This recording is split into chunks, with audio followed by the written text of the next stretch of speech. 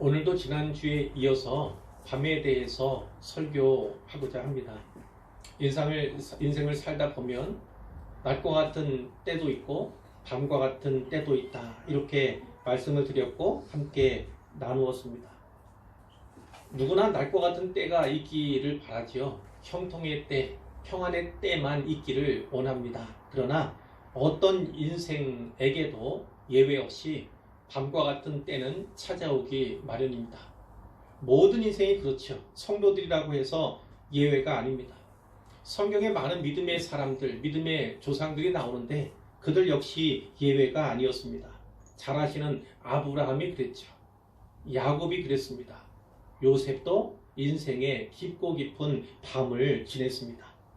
모세도 그랬고 다윗도 그랬고 예레미야도 밤과 같은 인생의 때를 지나고 거쳤습니다. 신약에 보면 베드로가 그렇죠. 또 바울도 그렇고 그리고 누구보다 우리 주님 역시도 그 밤과 같은 어둠의 때를 지냈음을 우리가 성경을 통해서 특별히 복음서를 통해서 잘 알 수가 있죠. 인간은 다 그렇습니다. 아침부터 저녁까지 수고하는 겁니다. 수고해요. 원죄로 말미암아 모든 이들이 수고할 수밖에 없는 그런 형편이 된 것이죠. 그 가운데서 인생이 꽃피기를, 인생이 낮과 같이 되기를, 형통케 되고 성공하게 되기를 위해서 힘쓰고 애쓰는 것이 인간의 모습이다. 사람들의 모습이다. 이렇게 볼 수가 있어요. 단지 하루만 아니라 한 달을 또 1년을 평생을 수고하는 것이 실존적인 우리의 모습이다. 이렇게 말씀을 드릴 수가 있겠습니다.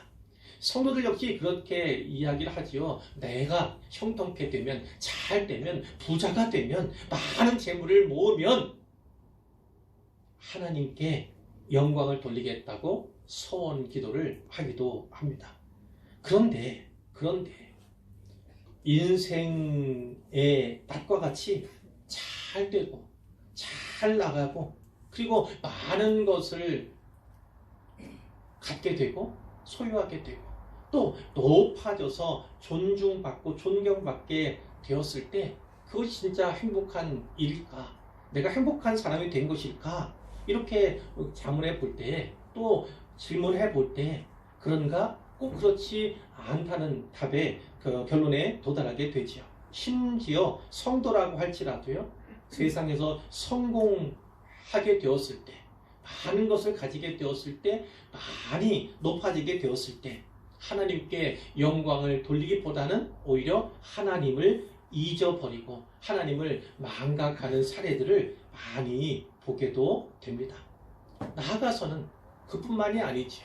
하나님을 잊거나 망각하는 그 차원만 아니라 오히려 하나님을 배반하고 그리고 오히려 재물을 추구하고 그 자리를 추구하다가 결국은 인생의 덧없음 앞에 서게 되는 그런 불쌍한 인생들도 우리가 보게 되는 것을 같이 나눌 수가 있습니다. 자, 왜 그렇겠습니까? 인생의 행복을 위해서 성공을 위해서 열심히 수고하고 노력했지만 정작 인생에서 가장 중요한 행복이 무엇인가? 가장 중요한 성공이 무엇인가? 이것을 깨닫지 못하고 산다면 그것은 결국 덧없음 가운데 그 인생의 후회 앞에 설 수밖에 없다. 이렇게도 말씀을 드릴 수가 있어요. 구약 성경에 많은 인물이 나오는데 우리가 잘 아는 또 최근에도 살펴본 바 있는 그 솔로몬을 기억하실 겁니다. 하나님께로부터 많은 것을 얻었잖아요. 전무후무한 지혜를 그리고 지혜의 왕이라고 하는 칭호를 그로 말미암아서 경제적으로 또 정치적으로 외교적으로 군사적으로 대단한 영화를 누렸던 사람이 솔로몬인데 자 우리가 알다시피 철저하게 무너진 그의 모습을 우리가 볼 수가 있습니다.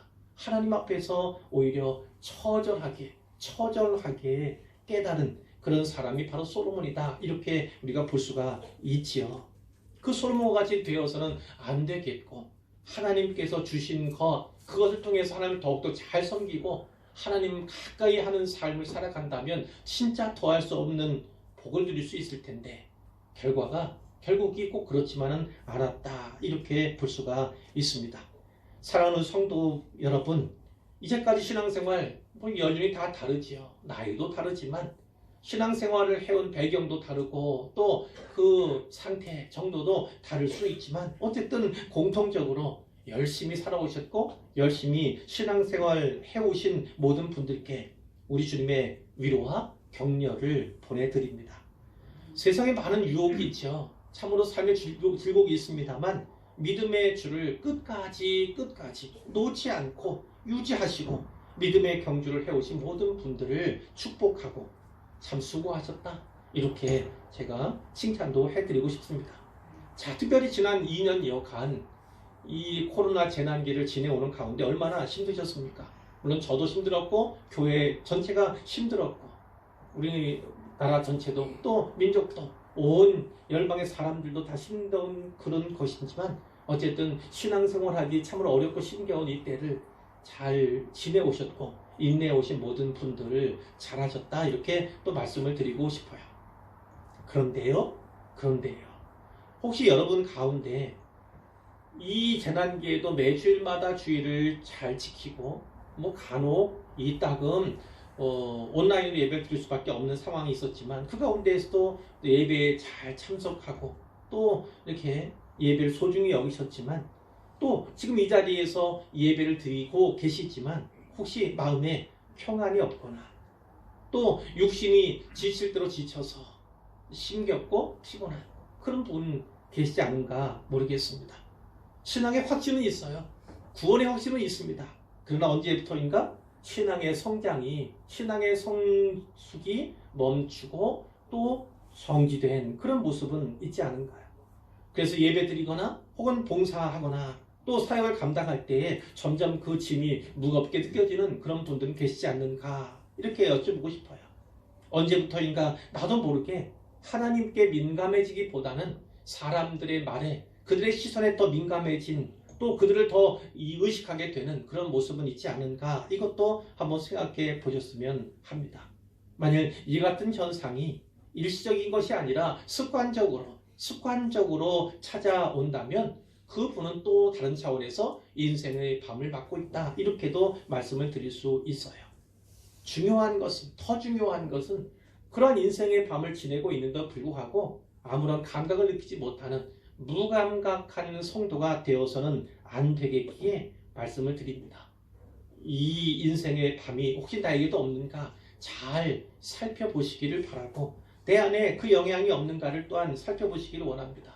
그래서 이 어둠의 시간들을, 어둠의 때라 할지라도 밤과 같은 그 때들을 잘 헤아려 나가고 헤쳐나가기를 간절히 소원합니다. 오늘 본문은 베드로뿐만 아니라 함께 있는 그 제자들이죠. 제자로 부름받은 사람들에 대한 이야기인데 예수님 만나서 제자로 부름받은 사건을 기록한 그런 내용이죠. 갈릴리의 어부였습니다. 베드로가 그렇고 세베대의 아들들도 그렇고, 자, 그들이 예수님의 부르심을 받기 전에 체험한 내용, 기적을 오늘 본문이 기록하고 있는 것입니다. 우리가 읽었던 것처럼 고기가 힘이 많이 잡혔어요. 그리고 그물이 찢어질 정도가 되었습니다. 2배가 반성이 됐습니다. 물에 잠길 만큼 엄청나게 많은 고기를 잡은 체험이 여기에 기록되어 있습니다. 베드로도 그렇고 그의 동업자인 야고보와 요한, 그리고 함께 있던 모든 사람들이 다 같이 놀랐다, 그렇게 두 번이나 기록하고 있는 것을 우리가 살펴볼 수가 있죠. 아마도 이날 특별히 베드로가 경험한 이 기적은요, 그가 어부로서 살아온 평생의 삶 속에서 한 번도 경험해보지 못했던 아주 극적이고 그리고 놀라운 그런 성과였는지 모릅니다. 오늘 우리는 베드로가 예수님을 만나기 전에 겪어야 했던 이 한 사건을 주목해 보고자 하고 한편 살펴보고자 하는데, 어찌 보면 이 밤이 맞도록, 밤이 새도록 수고했을 때 한 마리의 물고기도 잡지 못했던 이것이 그 인생에 어떠한 기적으로 다가왔는가, 그것을 우리가 또 보게 될 것이지요. 그렇게 수고했는데도 한 마리 잡지 못했다는 사실은요, 그가 경험이 없어서도 아니고 지식이 없어서도 아니고 그가 수고하지 않았어도 아닌데 그럼에도 불구하고 한 마리도 잡지 못했다는 그 사실은 또 다른 차원의 하나님의 기적임을 우리에게 분명하게 말씀해 주시는 거죠. 베드로는 유대인이었습니다. 하나님에 대한 지식이 있었던 사람이죠. 갈릴리 호수와 또 그 호수에 사는 물고기의 생태에 대해서 누구보다 잘 알았던 일가견의 지식을 가졌던 사람이 바로 베드로였지요. 그리고 어느 정도 잡힐 만한 날씨 그 시각에 맞춰서 또 많이 잡힐 수 있는 곳으로 나갔을 텐데 한 마리 또 잡지 못하는 기적이 이날 일어난 것입니다. 혹시 여러분께서는 이런 경험이 없으셨습니까?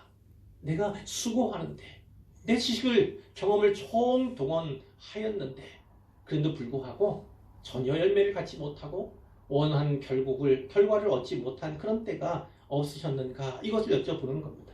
물고기가 가득 잡힌 많이 잡힌 만선도 분명 하나님의 기적이라고 할 수 있지만 이와 같이 물고기가 전혀 단 한 마리도 아무것도 잡히지 않은 그 일도 역시나 하나님의 기적이다. 그리고 주님의 간섭하심이 여기 있다. 이렇게 해석할 수가 있는 것이지요. 베드로는 자기에게 찾아온 뜻밖의 밤을 맞이할 수밖에 없었습니다. 그 밤은 베드로가 결코 원치 않았던 불청객과도 같이 찾아온 밤이었습니다. 다른 나라가 아니었어요. 다른 장소도 아니었습니다. 다른 일도 아니었어요. 늘 해오던 그 일터에서 해오던 이 일을 수고하며 최선을 다해서 했는데 불구하고 아무런 결실이 있지 않은, 그래서 그 밤에 동료들과 더불어 철저한 실패를 경험해야만 했던, 고백할 수밖에 없었던 그러한 밤이 있었다는 거죠. 이러한 실패는 단지 베드로뿐만이 아닙니다. 누구에게나 고통스러운 것이죠. 오늘 우리도 이와 같은 상황에 처했을 때 얼마나 고통스럽고 얼마나 힘겨울까 이렇게 생각해 볼 수가 있습니다. 자괴감도 들 수 있어요. 때로는 허무감도, 나의 무능력을, 그리고 무가치함을 이렇게 생각할 수도 있는 부분이 있죠. 하지만 우리가 인생길에서 주님을 진정으로 만나기를 원한다면요, 오늘 본문에 나오는 베드로처럼 철저하게 자기 자신에 대한 무능력을 체험할 필요가 분명히 있는 거예요. 내가 갖고 있는 어떤 경험의 요소들, 지식의 요소들, 그래서 그것으로 말미암은 자랑의 요소들, 교만의 요소들, 그것이 큰 것이 아니라 작은 것이라 할지라도 철저하게 부정되어야만 하는 그 필요가 오늘 본문에 분명히 게시되고 있다, 말씀되고 있다고 볼 수가 있는 거예요. 베드로는 진짜 이 순간에 겸손한 사람이 되었습니다. 아주 낮은 자리에 있게 된 것이죠. 자기 인생의 뜻밖에 찾아온 이 달갑지 않은 어둠, 달갑지 않은 밤이 그에게 있었기 때문에 가능했다, 이렇게 볼 수가 있습니다. 이런 점에서 성도들에게 찾아오는 인생의 밤, 그 밤은 결코 무의미한 것이 아니죠. 그 인생의 밤이 어떤 의미를 지니는가, 특별히 성도들에게, 특히 믿음의 사람들에게 어떠한 유익을 지는가, 그것을 오늘 본문을 통해서 살펴보기를 원합니다. 자,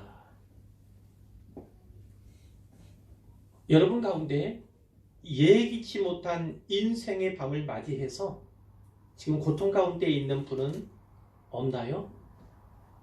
건강 때문에, 혹은 재물 때문에, 혹은 자녀 때문에, 그리고 다른 사람과의 관계 때문에, 직장이나 사업 때문에, 코로나로 말미암은 영향 누구나 받고 있지만 특별히 더 큰 영향을 받는 사람들도 분명히 있으리라 믿습니다.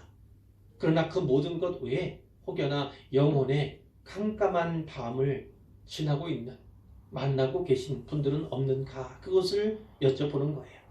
하지만 결코 두려워할 필요가 없습니다. 두려워해서도 안 되죠. 왜냐하면 거기에 하나님의 놀라운 뜻이 담겨 있을 수 있기 때문에 그래요. 그래서 그것을 믿음으로 해석하고 이해하는 것이 무엇보다 중요하다고 말씀을 드릴 수가 있겠습니다. 지난번에도 말씀드렸지만 하나님께서는 이 시력과도 같은 깜깜한 어둠의 밤, 그때를 사용하셔서 우리를 정금과 같이 믿음을 가진 자로 순금과 같은 믿음을 가진 자로 또 변화시키시려는, 단련하시려는 그런 의도가 하나님의 뜻이 거기에 있을 수도 있기 때문에 그렇죠. 그래서 이제까지는 진짜 신앙인답게 살지 못했고 하나님의 자녀답게 살지 못했는데 또 하나님께서 불러주신 그 부르심에 합당치 못하게 살았는데 그 모든 것을 이제 뛰어넘고 초월하여서 이제 새로운 삶, 새로운 사역의 길로 접어들 수 있는 기회가 또 주어질 수 있기 때문에 이 어둠의 밤과 같은 인생의 밤을요, 그것을 잘 믿음으로 이해하고 해석하는 것이 중요하다는 것입니다. 하나님께 특별히 이 고난의 때 특별한 양육의 기간으로 설정하셔서 우리를 양육하고 계시는지 그것을 우리가 알 수 없기 때문에, 그럴 가능성이 또한 있고 있을 뿐만 아니라 많이 있기 때문에, 그래서 이 인생의 밤 결국 좌절로 끝내거나 포기로 끝내거나 이렇게 해서는 안 되겠다, 이런 말씀을 드리고 싶어요. 자, 이 지난 밤이 새도록 수고했지만 잡은 것이 하나도 없는, 그래서 고통과 실패를 맛본 그 베드로였기에 수많은 물고기, 이 만선의 기쁨이 더 컸다 이렇게 말씀을 드릴 수가 있는 것이고, 거기서 끝나는 것이 아니라 이 만선의 기쁨 이후에 예수님을 만나고 그분의 부르심에 또한 순종하는 그러한 큰 기쁨을 고백하게 되는 것이죠. 예수님에 대한 반응이 8절에 나오죠. 시몬 베드로가 이를 보고 예수의 무릎 아래에 엎드려 이르되 주여 나를 떠나소서 나는 죄인이로소이다. 그 앞절에는 선생님 이렇게 하지만 이제는 주여 이렇게 주님으로 고백하는 것을 보게 되죠. 자기가 좌절, 그 아무것도 없는 빈손, 빈 배의 고통을 체험했기 때문에 만선의 기쁨이 더욱더 커졌을 뿐만 아니라 그 만선의 기쁨을 주신, 이 기적을 베푸신 분이 누구인가에 대한 신지식, 예수님에 대한 지식이 그에게 있었기 때문에 그가 무엇보다 기뻤던 것입니다.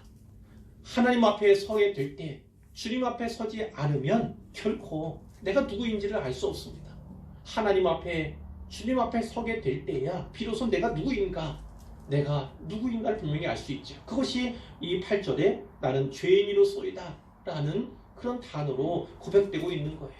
하나님 앞에 서게 될 때 거룩의 본체이신 그분 앞에 설 때에 내 죄가 발견되고 내가 그분의 은혜가 아니고서는 결코 온전하게 살 수 없는 자임을, 전혀 무가치하고 무능력한 자임을 알게 될 때에, 그럴 때야 비로소 인생이 새로운 전기를 맞게 된다, 이렇게 말씀을 드릴 수가 있어요.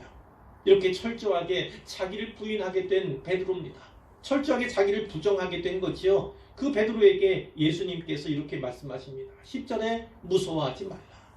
이제 후로는 네가 사람을 취하리라.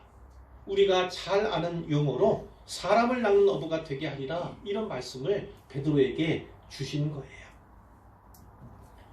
로마서 7장 끝부분에 보면 사도 바울의 이런 고백이 있습니다. 오라 나는 곤고한 사람이로다. 이 사망의 몸에서 누가 나를 건져내랴, 이렇게 이야기를 하죠. 이것이도 바울의 실패와 좌절의 고백이 아닐 수 없습니다. 부르짖음이 아닐 수 없어요. 그러나 바로 뒤 8장 첫 부분에 가면 사도 바울의 고백이 이렇게 바뀌는 것을 볼 수 있어요. 그러므로 이제 그리스도 예수 안에 있는 자에는 결코 정죄함이 없나니 이는 그리스도 예수 안에 있는 생명의 성령의 법이 죄와 사망의 법에서 너를 해방하였습니다. 이렇게 자기 자신을 향해서도 선포하는 것을 우리가 보게 되죠.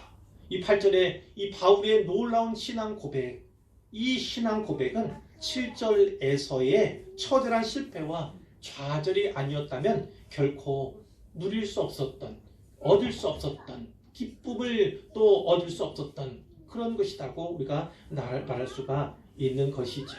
그렇기 때문에 영적인 차원에서든 혹은 삶 가운데에서든 이렇게 밤이 새도록 수고하였으나 아무것도 잡지 못한 실패와 좌절의 때를 만났을 때 우리가 그 가운데서 어떠한 유익을 얻고 어떤 해석과 어떤 이해를 갖는가, 그것이 너무나 중요하다, 이렇게 말씀을 드릴 수가 있겠습니다. 자, 모든 수고가 실패로 돌아갔을 때에 우리는 나 자신에 대해서 실망하거나 좌절할 수 있습니다. 이럴 때 어떻게 하면 좋을까? 이것에 대해서 먼저 생각을 해보기를 원하는데요. 만선이 기적인 것처럼 빈배 또한 기적이라는 것을 우리가 새길 필요가 있습니다. 내 지식과 능력과 경험을 다 발휘해서 최선을 다했는데도 잡은 것이 없어요. 배는 비었고 손도 비었습니다. 이럴 때 이 빈 배나 이 손 또한 하나님의 기적이다, 이렇게 생각해 보시라는 것입니다. 왜 그렇죠? 사람은 누구나 마찬가지예요. 심한 결핍이나 심한 핍전, 또 자기 자신의 무능에 대한 절절한 고백이나 성찰이 있지 않고서는 결코 하나님 앞에 바로 설 수 없습니다. 그러므로 인생의 밤이 찾아왔을 때, 특별히 어둡고 힘겨운 그 밤에 낙심이나 낭망이 들 때에 그 낙심과 낭망으로 또 포기와 좌절로 그 밤을 끝내는 것이 아니라 하나님 앞에 나아갈 수 있는, 그리고 새롭게 설 수 있는 절호의 기회로 삼는 것, 그것이 중요하다는 것이죠. 그리고 만선의 기쁨은 대개 이런 때에 일어납니다. 밤이 최고조에 달했을 때 마침내 새벽이 동터오는 것처럼 인생의 밤이 최고조에 달았을 때에 인생에도 비로소 여명이 찾아오기 마련입니다. 모든 인생에게 가장 중요한 사건이라면 바로 예수님과의 만남이지요. 그 만남의 기회는 보통 인생이 가장 낮은 자리에 있을 때에 주어지곤 합니다. 가장 낮은 자리에 있을 때에 주어지곤 합니다. 그리고 그 만남은 부르심과 사명으로 이어지곤 하지요. 인생에서 만선의 기적을 경험하는 것은 매우 중요합니다. 특히 빈 배와 빈손과 같은 처지나 형편에서 만선을 경험한다면 그보다 큰 기쁨이 없겠지요. 그러나 만선의 기적보다 더 놀라운 기적, 놀라운 기쁨은 바로 예수님을 만나는 것입니다. 만선의 기쁨은 일시적인 기쁨을 주지만 이 예수님과의 만남은 영원한 기쁨을 우리에게 허락하기 때문에 그렇습니다. 그런데 성경에는 오늘 본문과 아주 비슷한 본문이 한 곳 더 나옵니다. 요한복음 21장 말씀을 드리는 건데, 여기에는요, 예수님께 죽은 자 가운데 살아나신 후에 세 번째로 제자들에게 나타나신 사건이 기록되어 있습니다. 이 사건의 무대가 동일합니다. 디베랴 호수 되어 있지만 동일하게 갈릴리 호수가 배경이 되고 있습니다. 거기에 보면 시몬 베드로를 비롯해서 7명의 제자들이 나와요. 자, 그들이 있는데 시몬 베드로가 나는 물고기 잡으러 가는 거야. 이것이 생업에 본업에 복귀하겠다, 이런 이야기인지 그것보다는 가벼운 것인지 사실은 정확히 알 수는 없어요. 어쨌든 간에 그 일에 모든 사람들이 함께 가겠다고 동참을 합니다. 그리고 함께 배에 오르지요. 밤새도록 또 일을 합니다. 그런데 어떤 결과가 있습니까? 그날 밤에 아무것도 잡지 못하였더니 성경이 말씀하고 있어요. 누가복음의 오늘 본문과 마찬가지로 밤이 새도록 수고했지만 아무것도 잡지 못했어요. 한 마리의 물고기도 잡지 못했습니다. 날이 새어가고 있었어요. 그때 예수님께서 바닷가에 서 계셨습니다. 이 예수님은 부활하신 예수님이에요. 부활체로서 다시 제자들에게 오신 것인데 제자들이 예수님인지를 알지 못하지요. 왜냐하면 새벽 미명이라 어두침침할 수도 있고 부활체의 모습이 그러했던 것처럼 선뜻 알아보지 못하는 그런 모습일 수도 있어요. 근데 그때 예수님 말씀하십니다. 얘들아, 너희에게 고기가 있느냐? 없습니다. 대답하죠. 예수님도 알지 못했어요. 근데 그때 그물을 배 오른편에 던지라, 그리하면 잡으리라, 이런 말씀이 그분에게서 들려왔습니다. 그런데 이들이 오늘 본문에처럼 순종한다는 겁니다. 순종한다는 거예요. 누군지도 모르지만 순종한다는 거예요. 그리고 결국은 물고기가 많아 그물을 들 수 없을 만큼 많은 물고기를 잡게 되었습니다. 근데 그때 요한이 이야기를 하죠. 주님이시라. 요한이 먼저 깨달았습니다. 곧 모든 제자들이 알게 되는 것이죠. 아마 요한도 그렇고 베드로도 그렇고 우리가 오늘 본문에 봤던 누가복음 5장의 이 사건이, 이 경험이 기억났을 가능성이 매우 많지요. 주님이신가 보다. 처음에는 이렇게 여겼다가 곧 주님이심을 알게 되죠. 시몬 베드로는 성기 급한 사람이었어요. 주님이라 하는 요한의 말을 듣고 성급하게 곧 겉옷을 둔 후에 바다로 뛰어내리는 장면이 성경에 기록되어 있습니다. 자, 이제 다른 제자들이 배를 타고 이 그물을 끌고 옵니다. 육지에 와보니까 숯불이 있죠. 그리고 예수님께서 생선도 굽고 떡도 구우신 것을 보게 되었어요. 지금 잡은 생선을 좀 가져오라 예수님이 말씀하셨어요. 자, 그물을 다 끌어올렸는데 물고기가 몇 마리입니까? 153마리, 153마리의 물고기였다고 기록하고 그물이 이번에는 찢어지지 아니하였다고 이렇게 기록을 하죠. 예수님께서 와서 조반을 먹으라 이렇게 말씀하시죠. 당신 누굽니까? 묻는 자가 아무도 없었어요. 예수님인지 이제 확실하게 알게 됩니다. 예수님께서 주신 그 조반, 준비한 조반을 이제 먹게 된 거예요. 자, 이 요한복음의 밤이 있었고 누가복음의 밤이 있었던 거예요. 이 두 밤에는 공통점도 있고 차이점이 있습니다. 표면적인 공통점을 꼽으라면 무엇이 있겠습니까? 그 밤에 수고하였지만 아무것도 잡지 못하였다는 사실이 공통적인 것이죠. 두 밤 모두 이 제자들, 처음엔 제자들이 아니었지만 어쨌든 이 같은 사람들의 마음 가운데 실패와 낙심이 있었을 것은 자명한 사실입니다. 영적인 의미로 말했을 때에 제자들은 밤을 지내고 있었다. 그 누가복음에도 이 요한복음에도 역시 영적으로 밤과 같았다. 이렇게 볼 수가 있는 거예요. 하지만 차이점도 있습니다. 누가복음의 밤은요, 베드로를 비롯한 어부들을 예수님께서 제자로 부르시기 위해 준비하신 밤이었다면 요한복음의 밤은 이겁니다. 사람을 낚아야 할 어부들이 물고기를 낚고 있을 때 벌어진 밤이었다. 이 사실이 극명하게 다른 것이죠. 밤이 새도록 수고하였지만 잡은 것이 없었어요. 수확이 없었습니다. 열매가 없었습니다.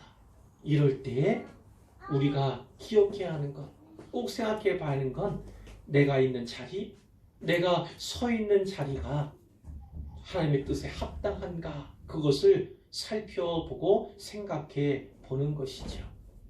이 텅텅 빈 배는요, 이들이 주님을 떠나서는 아무것도 할 수 없고 아무런 열매도 맺을 수 없다는 사실을 깨닫게 하는 아주 중요한 요소가 된다고 볼 수가 있어요. 그들이 할 일은 고기를 잡는 일입니다. 고기는 잡는 일이 아니에요. 사람을 낚는 일을 그들이 해야 하는데 그 사람을 낚는 일이 아니라 고기를 잡는 그 일을 할 때에 실패를 경험할 수도 있다고 본문이 분명히 우리에게 말씀해 주시는 것이죠. 사랑하는 성도 여러분, 여러분은 지금 어디에 계십니까? 누가복음의 그 갈릴리 호수에 계십니까? 아니면 요한복음의 그 갈릴리 호수에 계십니까? 누가복음의 그 밤을 마셨습니까? 아니면 요한복음의 그 밤 마셨습니까? 누가복음의 그 아침이 여러분이 계신 곳입니까? 아니면 요한복음의 그 아침이 여러분이 계신 곳입니까? 이 본문에 처음에 두 본문의 공통점에 대해서 이야기를 하면서 표면적이다, 겉으로 보기에 이렇게 말씀을 드렸는데 이면적인 공통점을 제가 강조해서 말씀을 드리고 싶다 하는 거예요. 이 이면적인 공통점은 무엇인가? 두 본문 모두 바로 사명과 관련이 있다는 사실을 꼭 마음에 새겼으면 좋겠다. 이렇게 부탁을 드립니다. 누가복음 5장 10절 오늘 본문에 예수님이 이렇게 말씀하셨어요. 무서워하지 말라. 이제 후로는 네가 사람을 취하리라. 사람을 낳는 어부가 되리라. 이렇게 말씀을 하셨죠.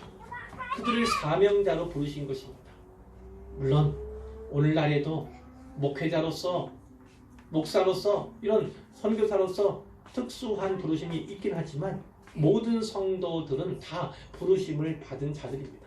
부르심 받고 부르심의 일을 따라서 살도록 이렇게 부름받은 사람들이 성도들이다. 이렇게 기억을 하셨으면 좋겠어요. 요한복음 21장 15절 이하에 여러분도 잘 아시는 말씀이 나오죠. 조반을 먹었습니다. 예수님께 특별히 베드로에게 어떻게 말씀하셨습니까? 요한의 아들 시몬아, 네가 이 사람들보다 나를 더 사랑하느냐? 이렇게 물으셨죠. 몇 번 물으셨습니까? 3번. 베드로가 두려운 가운데 예수님을 3번 부인한 그 사건을 연상할 수 있어요. 정확한 건 알 수 없지만 아마도 그 3번이라고 하는 숫자, 또 예수님께서 질문하시는 그 숫자가, 횟수가 아마 공통점이 있다. 이렇게 볼 수가 있죠. 그것을 염두에 두시고 그 가운데서 베드로를 다시금 회복시키시려는, 사명의 자리로 부르시려는 그 주님의 뜻을 우리가 발견할 수 있습니다. 이렇게 물으시면서 어떠한 사명을 거듭해서 말씀하셨습니까? 내 어린 양을 먹이라. 내 양을 치라. 내 양을 먹이라. 이렇게 말씀을 하셨어요. 자, 그러나 우리가 생각할 것이 바로 이겁니다. 주님께서 이 처절한 실패의 밤, 아무것도 수고의 열매를 갖지 못한 그런 밤, 그걸 지내는, 그래서 낙심하고 또 낭만 가운데 있던 제자들, 특별히 그 가운데 베드로에게 주님께서 이렇게 물으시는 이유가 무엇인가? 혹자들은 여기에 있는 사랑이란 단어는 이것이고 이런 단어고 또 이렇게 다르다 이야기하지만 다르게 생각할 필요 또 없다고도 볼 수 있어요. 예수님께서 말씀하시고자 하는 내용은 분명합니다. 어떤 것입니까? 네가 오래전 갈릴리 호수에서 나에게 부르심을 받고 사람을 낳는 어부가 되었을 때 그때를 기억하라는 주님의 뜻을 발견할 수가 있는 것입니다. 그 장소에서, 동일한 장소에서 거의 같은 실패의 상황 가운데서 주님께서 그를 다시 만나 주시는 것입니다. 그리고 결국은 어떻게 해요? 그 첫사랑의 회복을 강하게 요청하시는 겁니다. 목양을 한다는 건, 양을 먹이고 어린 양을 먹인다는 것, 친다는 건 그것은 귀한 일이나 매우 어렵고 힘겨운 일입니다. 베드로는 장차 그 일로 말미암아 복음을 전하다가 결국 순교를 당하게 되죠. 그렇게 어려운 힘겨운 일이 앞에 있지만 그 모든 것을 감당하면서 인내하며 이뤄갈 수 있는 비결이 있는데 그것이 바로 무엇이냐면 주님을 사랑하는 그 마음을 회복하는 일이라는 것입니다. 여러분이 예수님을 처음 만났을 때, 그분에게 처음 사랑을 고백했을 때 그 첫사랑을 얼마나 간직하고 계십니까? 얼마나 유지하고 얼마나 보존하고 계십니까? 사실은 그것면 됐는데, 그것이면 능하게 할 수 있고, 그것이면 잘 인내할 수 있고, 그것이면 열매 맺을 수 있고, 그것이면 족한데 그 첫사랑이 변질되었고 희석되었고 희미해져서 오늘 우리가 바로 서지 못하고 또 하나님의 사역자로서 부르심을 따라 잘 살지 못하는 그런 문제가 발생하게 된 것입니다. 이럴 때 주님께서 그 첫사랑을 다시 고백받고 싶어서 그 첫사랑을 회복하게 하고자 인생 가운데 때로 어둠과 같은, 실감감한 칠흑과 같은 그런 어둠의 때를 우리에게 주시기도 한다는 것입니다. 밤이 새도록 수고했지만 아무런 것도 얻지 못하는, 한 마리의 물고기도 잡지 못하는 또 다른 차원의 기적을 우리에게 베푸심으로 말미암아 주님을 만났을 때 그분이 나에게 베풀어주신 많은 기적, 더욱더 놀라운 기적, 만선보다 훨씬 더 큰 기적, 그 기적을 어떻게 베푸셨는가? 그 기적을 통해서 너에게 주고자 했던 메시가 무엇이었는가? 그 사랑한다는 고백 얼마나 내가 듣고 싶은가? 그것을 우리에게 깨닫게 하기 위해서 바로 그 어둠의 때를, 그 인생의 어둠을 우리에게 주고 계시다. 이렇게 해석할 수 있다는 말씀이에요. 오늘 말씀 이제 요약하려고 하는데 이렇게 생각하십시오. 만선이 기적이라면 빈대도 빈손도 기적임을 기억하시기를 바랍니다.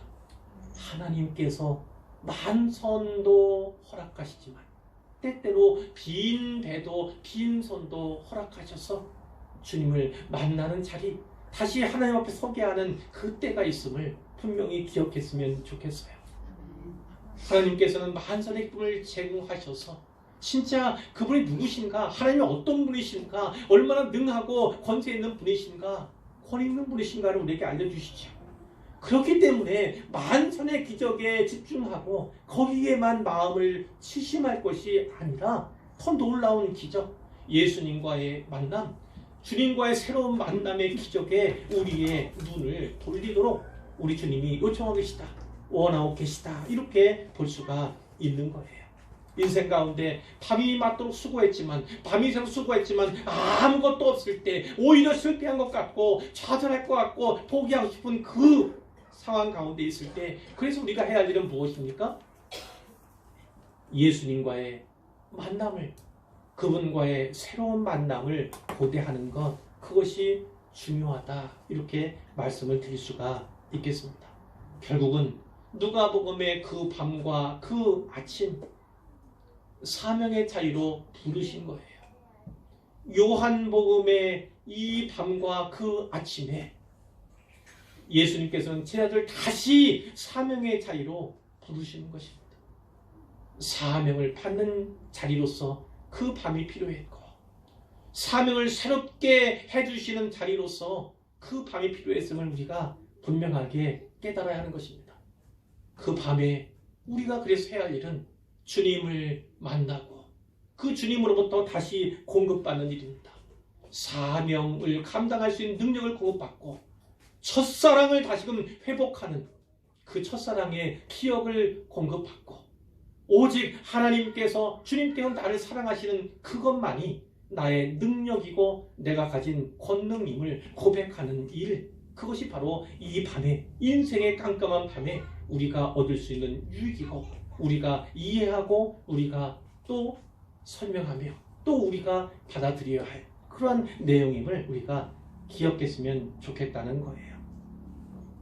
우리의 자리가 어디에 있는가를 살펴보시기를 바랍니다. 주님께서 우리에게 명령하신 일이 있는데, 공통적으로 사람을 낳는 어부로 삼으신 공통점이 모든 성도 신자들에게 있는 것입니다. 그런데 이 사명을 저버리고 사람을 낳는 어부가 아니라 물고기를 낳는 어부로 다시 생업의 장소로, 본업의 장소로 돌아갔을 때, 그랬을 때 주님은 다시 고난을 우리에게 주셔서 우리로 하여금 돌이키고 다시 첫사랑 회복하며 사명을 다시 불태우기 위해서 이런 고난 때를 주신다. 이 사실을 우리가 기억했으면 좋겠고, 마지막으로 한 가지, 모든 사람들에게, 모든 성도들에게 공통되게 사람을 낳는 어부 이 지위를 주셨고 또 업무를 주셨고 능력을 주셨으므로 우리가 해야 할 일은 바로 그 일에 집중하는 것이다, 이렇게 말씀을 드릴 수가 있어요. 그러나 모든 기적도 또 새로운 회복의 때도 무엇보다 말씀에 순종했을 때 가능했음을 우리가 잊어서는 안 되겠죠.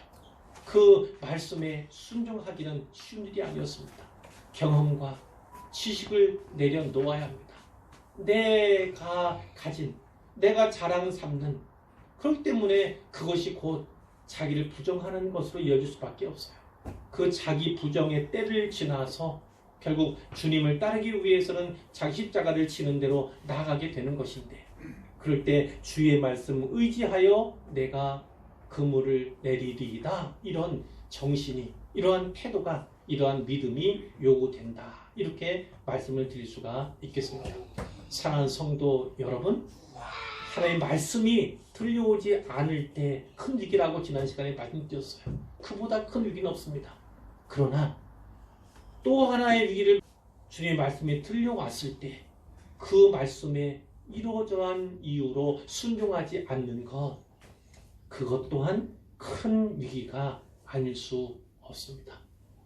주님의 말씀이 들려왔을 때 그때 순종하며, 그것이 이해되지 않더라도 먼저 순종하고 준행하는 우리가 되기를 원합니다.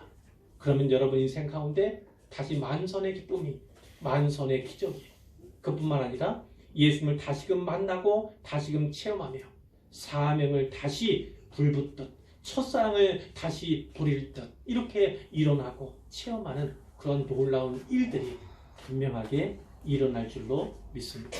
그 첫걸음은 바로 순종에 있음을, 말씀에 순종하는 것에 있음을 반드시 기억하시기를 부탁을 드립니다.